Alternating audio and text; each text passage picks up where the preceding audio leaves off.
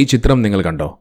ഇത് Israel പ്രധാനമന്ത്രിയായ Benjamin Netanyahu ഫോണിൽ സംസാരിക്കുന്ന സമയത്തെടുത്തൊരു ചിത്രമാണ്. ഈ ചിത്രമാണ് ഇപ്പോൾ സമൂഹമാധ്യമങ്ങളിൽ വലിയ രീതിയിൽ ചർച്ചയാകുന്നത്. ഇതൊരു AI ഉപയോഗിച്ചുകൊണ്ട് നിർമ്മിച്ച ഒരു ചിത്രമൊന്നുമല്ല, ഒറിജിനൽ ചിത്രമാണ്. പ്രമുഖ നിക്ഷേപകനായിട്ടുള്ള മാരിയോ നൌഫൽ എക്സിൽ പങ്കുവച്ച ഒരു ചിത്രമാണിത്. ഇതിനകത്ത് നോക്കിക്കഴിഞ്ഞാൽ നെതന്യാഹു സംസാരിക്കുന്ന ഒരു ചിത്രത്തിൽ മൊബൈൽ ഫോണുകളുടെ ക്യാമറകൾ സ്റ്റിക്കർ കൊണ്ട് അതിനെ മൂടിയിരിക്കുന്നതായി കാണുവാൻ സാധിക്കും. ഇതെന്തിനാണെന്നറിയാമോ?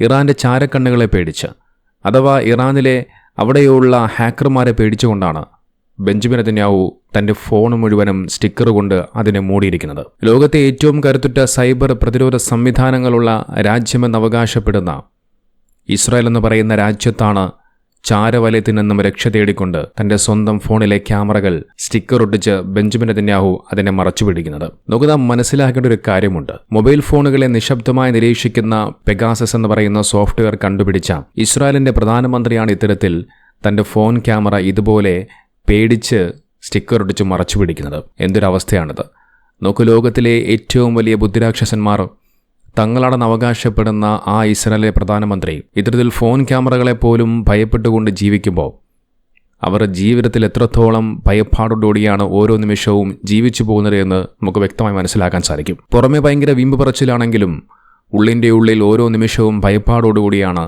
ഇസ്രായേലിലെ ഓരോ ജനങ്ങളും ജീവിച്ചുകൊണ്ടിരിക്കുന്നത്. ശത്രുക്കളുടെ ആശയവിനിമയ ഉപകരണങ്ങൾ പോലും വിദൂരത്തിരുന്ന് സ്ഫോടനങ്ങളിലൂടെ തകർക്കാൻ ശേഷിയുള്ള ചാര ഏജൻസിയായ മൊസാദിനെ നിയന്ത്രിക്കുന്ന ഇസ്രായേൽ പ്രധാനമന്ത്രിയായ നെതന്യാഹുവിൻ്റെ ഫോണിൻ്റെ അവസ്ഥ ഇങ്ങനെയാണ് എന്നുണ്ടെങ്കിൽ പിന്നെ ഇസ്രായേലിലെ സാധാരണക്കാരായ ജനങ്ങളുടെ അവസ്ഥ പ്രത്യേകിച്ച് പറയേണ്ടതില്ലല്ലോ. നിങ്ങൾ ജസ്റ്റ് ഒന്ന് ഗൂഗിളിൽ സെർച്ച് ചെയ്ത് നോക്കിയാൽ മതി.